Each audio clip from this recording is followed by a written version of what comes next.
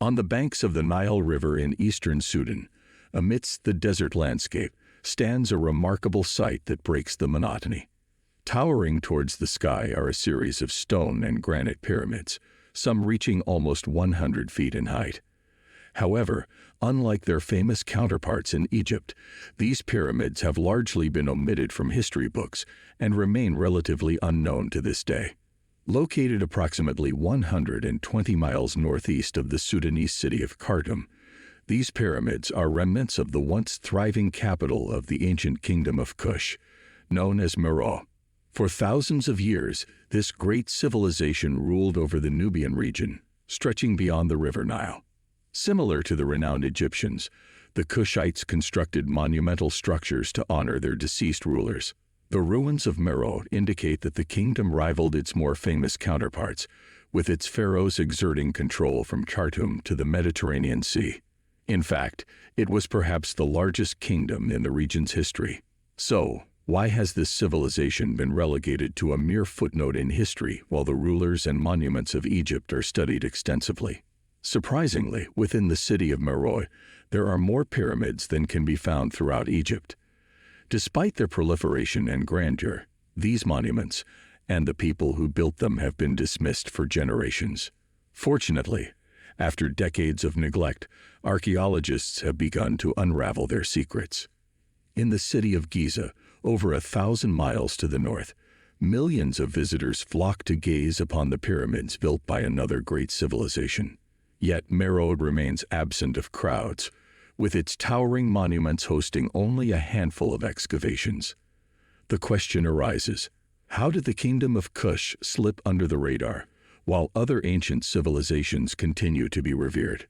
The origins of the Kushite kingdom trace back to the city-state of Kerma, which flourished in Nubia between the 25th and 15th centuries BC. Controlling a vast territory in the Nile Valley, the Kush civilization grew to rival that of Egypt in the north. While only a few thousand people lived in the urban center during this period, many more inhabited the surrounding areas. Initially, the Kush civilization was rural and agricultural, engaging in hunting and cultivating crops. They built large structures out of mud bricks for religious and burial purposes. Meanwhile, in the rival kingdom of Egypt, grand pyramids were erected in honor of the pharaohs. Around 1500 BC, the Egyptians expanded southward and conquered Kerma, bringing their distinct culture to the people of Nubia. Under Egyptian influence, new buildings were constructed, including a temple at Jebel Barkal, a mountain located on a bend in the Nile. For 5 centuries, the pharaohs held sway over the region. However, rather than marking the end of the kingdom of Kush, the Egyptians' arrival prompted the Kushite rulers to migrate south and establish a new capital at Napata, 120 miles from their original capital. There, they developed a culture that coexisted harmoniously with their northern neighbors. The Kushite people hosted rituals dedicated to the Egyptian god Amun at Jebel Barkal, showcasing the cultural exchange between the two kingdoms. Intermarriage between the elites of both kingdoms was also recorded, although they were depicted as racially distinct in contemporary art.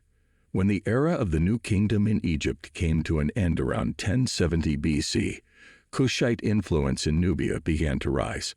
Eventually, the Kushites emerged as the natural heirs to the pharaohs, and in the 8th century BC, the third king of Napata, Pianki, successfully conquered the northern kingdom, establishing the 25th dynasty.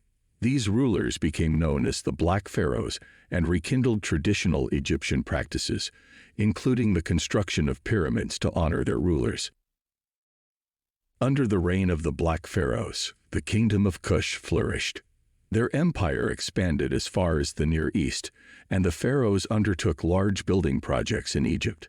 Eventually, control of the region passed to Pianki's son, Taharka, who oversaw the construction of a royal cemetery at Nuri, located across the Nile from Napata. Scholars speculate that Taharka's decision was influenced by his desire to align his pyramid with the sun or for political reasons. However, the Kushites' reign in Egypt was not destined to last.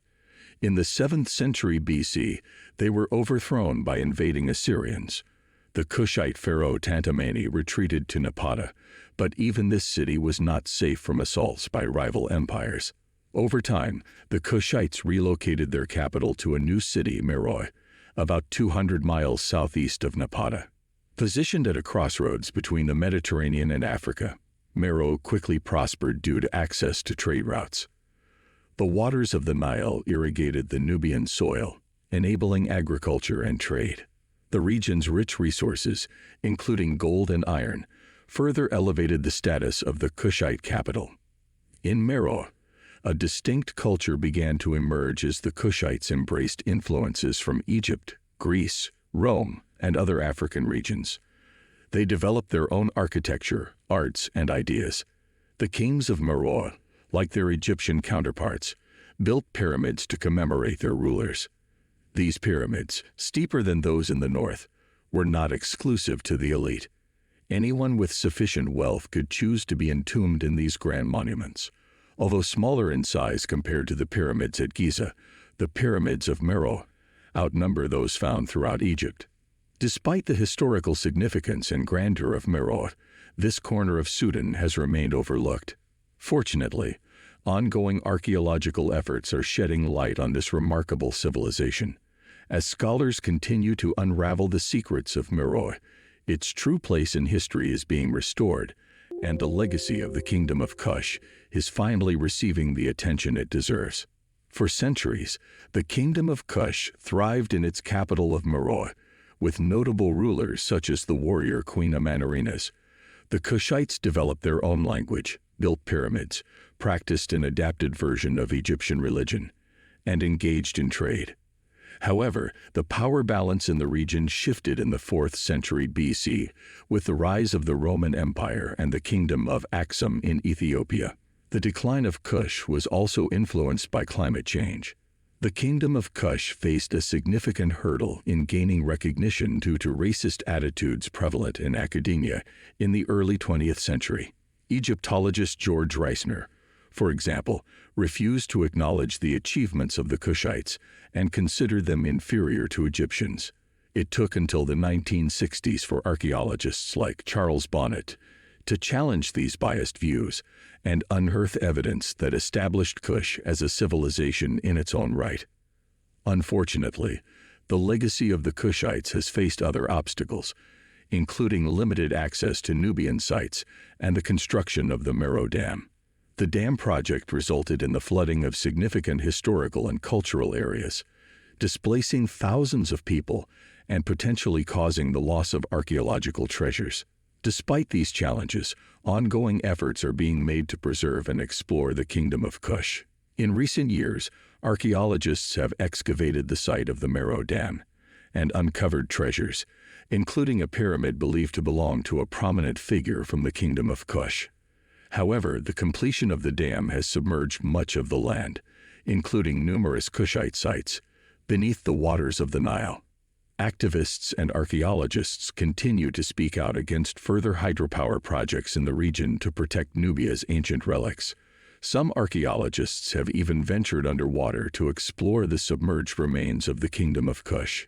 In 2018, archaeologist Piers Paul Kriesman visited Nuri, and despite the challenges posed by rising water levels, discovered the tomb of a Kushite ruler named Nastasin. This untouched tomb holds the potential for revealing valuable insights into the history and culture of the Kushites. While the Kingdom of Kush has long been overlooked, efforts are being made to shed light on its significance. By uncovering and preserving its archaeological treasures, it is hoped that the Kingdom of Kush will finally receive the recognition it deserves in the annals of history. Subscribe for more updates.